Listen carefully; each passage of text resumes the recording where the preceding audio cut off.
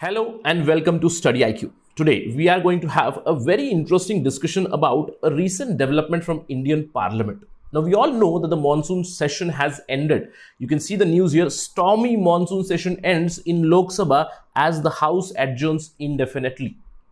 So the monsoon session has ended. This monsoon session was very controversial. It was very hot, right? Because the opposition tried to corner the government over many issues, predominantly the snooping row around the Pegasus spyware. Apart from that, the farm protest was also a major issue where the opposition tried to corner the government. But amidst all this pandemonium, the adjournments, the protests, a very important thing happened on the last day of this particular session. And what was that? The Rajya Sabha passed the OBC amendment bill. One day before this, the OBC bill was passed in Lok Sabha also. You can see the news here. The Rajya Sabha passes the OBC bill and there was no opposition, not a single vote against this particular bill.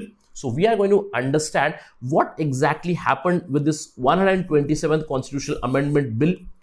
What are the changes that it has brought? There is a lot of hue and cry about this OBC amendment bill, but in a nutshell, nothing has actually changed. That means the situation what was there before 2018 is the same situation even now. So I'll try to explain you in the simplest of a term what exactly has happened here.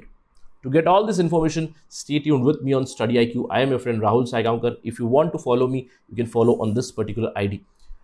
And if you're preparing for UPSC Civil Service examination or any other state PSC examination, here is a list of state PSC programs that we are running. Just go to studyiq.com or download the app from Google Play Store to know more. A lot of discounts are running on Independence Day. Right, let's talk about this particular news. As you can see here, Parliament passes the 127th Constitutional Amendment Bill to restore, I want to highlight this, to restore the state's power to specify socially and educationally backward classes. Now let's try to understand what exactly had happened here. All right. Now the first thing here is how quickly the bill was passed. Why I have put this slide here is so that you understand that the Constitution 127th Amendment Bill 2021 was introduced in Lok Sabha by the Ministry of Social Justice and Empowerment on August 9, 2021. You heard me right. It was introduced on August 9, 2021. It was passed in Lok Sabha the very next day. It was passed in Rajya Sabha the very next day. That means it has been passed. Now, let me tell you a peculiarity about this constitutional amendment bill. It's not like an ordinary bill.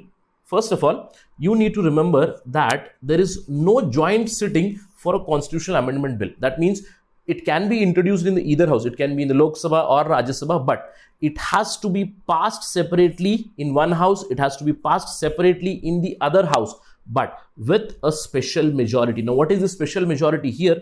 In the Lok Sabha, you need 2/3 members present and voting in favor of this particular bill. Plus, you also need a majority of total membership of the House. That means the absolute majority of the House itself. A bigger majority is needed for this to be passed. And in Lok Sabha, it was passed with an overwhelming majority of 385 votes. In Lok Sabha, not a single vote was against this particular bill. That means a constitutional amendment bill, it has to be passed with a higher majority in both the houses. Passed in one house within one day, passed in another house within one day again, and now it will go to the president for his assent. And I'm quite sure that the president will also assent it very soon. And please remember that once the president gives his assent to the 127th Constitutional Amendment Bill, this Constitutional Amendment Bill will turn into 105th Constitutional Amendment Act. All right, because it goes into that precedence. After 105th, then the next amendment, whatever happens when it passes in both the houses, then presidential assent, then comes 106th. I hope you understand the technicality here. Very soon, the president will assent and it will become an act. That's the thing that I want to highlight, that it was passed within a couple of days in both the houses. What exactly happened? Simply put, in a nutshell, in the simplest of the terms, what exactly happened was whatever was the situation here, the same situation has come back in 2021. There was a small aberration here between 2018 to 2021, which has been rectified. I'll try to explain you what exactly happened. See, we all know that in Indian Constitution, reservation has been provided for SCs, for STs, and in different clauses like Article 15 and Article 16, predominantly in both Article 15 Clause 4 and Article 16 Clause 4, reservation can be provided to socially and educationally backward classes. Now, informally, we use the term other backward classes, right? reservation can be provided. And please remember that the scope of Article 16 Clause 4 is very narrow. In Article 16 Clause 4, I can provide reservation only for public employment. Is it clear? Only for government jobs. But when it comes to Article 15 Clause 4, I can provide reservation in educational institutions. I can provide reservation in any other means. But 16 Clause 4 only talks about public employment or promotion in public employment itself per se. Please remember this. Now, we all know in our normal examination, competitive examination perspective, we know that there are two lists. There is a center list and a state list of OBCs, isn't it? Now, whenever you apply to the UPSC examination, they ask, do you come under which category? Basically, SC, ST, general or OBC. Now there is an EWS also category which has been added. But when you click on the OBC, you will see that OBC for UPSC examination would be from the center list. That means whenever there is a reservation provided for central government jobs, the list of center will prevail, and for the state government jobs, they have their own OBC list. Now, for instance, let me give an example of Karnataka. Because I am from Karnataka, I always give example of Karnataka. In Karnataka, the OBC list is very, very extensive. They have gone for OBC categorization into categories of 1A, 2A, 2B, 3A. Even sub-categorization has been done. Meaning, there is a reservation for from Kannada medium, there is a reservation for rural people. So, they have created their own list, which was quite legal, which was quite constitutional till 2017. Now, what happened in 2018? In 2018, 102nd Constitutional Amendment Act was passed. We'll talk about that in some time. Now, after this, because of a technicality, it deprived the states to create their own OBC list. And although this was not highlighted very quickly in 2018 itself, but another issue started. In Maharashtra, Marathas were given reservation under the OBC category, and this was challenged first in the Bombay High Court, later on in the Supreme Court, citing this particular Constitutional Amendment Act. We'll understand the technicality. Now, this challenge was upheld in the Supreme Court also, meaning first the Supreme Court held that states do not have any power to create their own OBC lists, which was there before 2018, and now the center would notify all the OBC lists, including the center list as well as the state list. Now, what has happened in 2021 is that aberration has been rectified, nothing else. So, simply put, nothing has happened. There's not a lot of hue and cry about this, and that is why there was very little opposition, not even a single vote against this particular bill, because whatever was the situation before 2018, that has been brought in 2021. Now, let's try to understand what exactly happened. See, in 2018, the Parliament passed the 102 Constitutional Amendment Act. Now, what it did was it gave a constitutional status to the National Commission of Backward Classes. Now, this NCBC earlier was a statutory body since 1993 when it was created.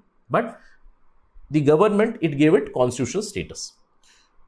They added two articles. First article was pretty simple. We know Article 338, it talks about NCSC, National Commission for Scheduled Caste. Then there is 338A, NCST, 338B for NCBC. Now, here it simply defined the structure, duties and the power of NCBC. But they added one more article here, Article 342A, where it said that the president, in consultation with the governor, would specify the socially and educationally backward classes. Now, please try to understand this. These are the words from this particular article, which says the president, in consultation with the governor, will finally decide the SEBC list for that particular state.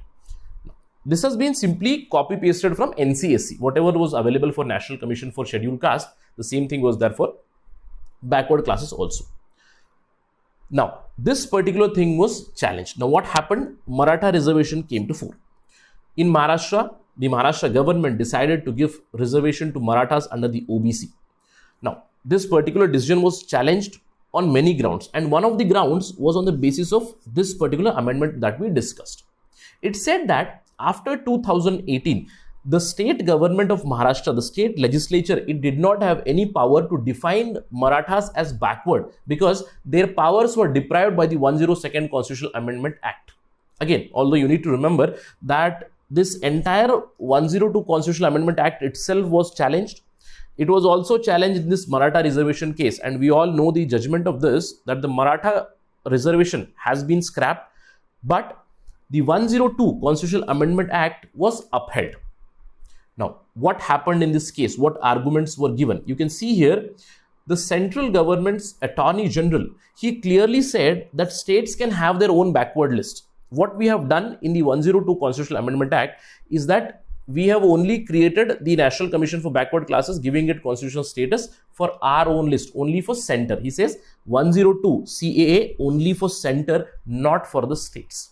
Now, this was the argument given by the central government, meaning the central government said that we did not aim to deprive the powers of the state government. But what Supreme Court did? Supreme Court went for a narrow interpretation of this particular clause. That means they went verbatim on the clauses that were mentioned. The Supreme Court, despite the union government's argument, they said that 102 Constitutional Amendment Act stands constitutional, and according to wordings in it, the states do not have the power to identify the socially and educationally backward classes. They said that only president can publish a list of backward classes. Now, why did the Supreme Court do this? Now, in the background, what you can say is this is all a mistake of Supreme Court. They have simply created a loss to the exchequer by not giving a good decision. But what Supreme Court did, they went for a narrow interpretation. They went for a literal interpretation of text. What did they say? They said that the text of 102 Constitutional Amendment Act, it unequivocally says that the only president could notify the socially and educationally backward classes at the central level, also at the state level, although the president can consult the governor for particular states. Apart from this, Supreme Court also observed that these are in basically consonance with what has happened with the National Commission for Scheduled Castes also, meaning the provisions of NCSC are very similar. That is why the provisions of NCBC also stand. Although it's a slight mistake here, going for a literal understanding of these terms. Apart from this, the Supreme Court also gave one more explanation. They went into the proceedings of Rajya Sabha Select Committee over this particular bill, and they observed here the central government did not give any objection. The central government did not specifically say that we are not depriving the states of their power. That is why we read it verbatim, and Supreme Court directed the center that they notify the OBCs or the socially and educationally backward classes of each and every state. Till the center does this, whatever state list is there, they are going to continue. So, in principle, what the Supreme Court did was they deprived the states of their power to produce their own OBC list. What the 127th Constitutional Amendment Bill has done is that it has reversed the position. That means it has simply reversed this particular judgment. What have they done? They have again amended Article 338B and Article 342A. And they have clearly suggested that under Article 338B, the list which will be produced, it will be purely for the central government. That means whatever list the NCBC gives, that would be for central government and central government reservation. The bill also states that the state governments and the union territories can prepare their own lists, own backward class lists, and this backward class list can differ from the central list also. Now, apart from that, they've also brought changes in Article 342A, where consultation with the NCBC was mandatory. This has been changed now, meaning the state governments as well as the union territories, they do not need to consult the National Commission for Backward Classes. They can set up their own commissions and then they can create their own OBC list. So what has exactly happened? Nothing big has happened here. Simply the provision what was there before 2018, it has been reverted back in 2021. I hope this is very clear, because I'm trying to put it in a very, very simple terms by eliminating a lot of legal jargon. I hope it's clear to all the viewers. But one question, it's still in front of us, is where is the opposition? Now, see here. Now, this is called as selective opposition. On one hand, the opposition parties were trying to corner the government over the Pegasus snooping grow, over the farm bills. But very soon, this 127th constitutional bill was introduced. August 9, it is introduced. 10, it is passed in Lok Sabha. 11, it is passed in Rajya Sabha. Where is the opposition? Although in Rajya Sabha, there was some sort of pandemonium, but the bill got passed very, very quickly. Isn't it selective opposition? The question is why? See, when you talk about reservation in India, this has become a very, very volatile topic, and there is never an objective or an enlightened discussion over reservation in India. Perhaps what we need in India is an all-party meeting over rationalization or creation of an enlightened reservation policy, which would ultimately benefit the needy people in India. With that note, let me end my discussion. Thank you for watching. Jai Hind.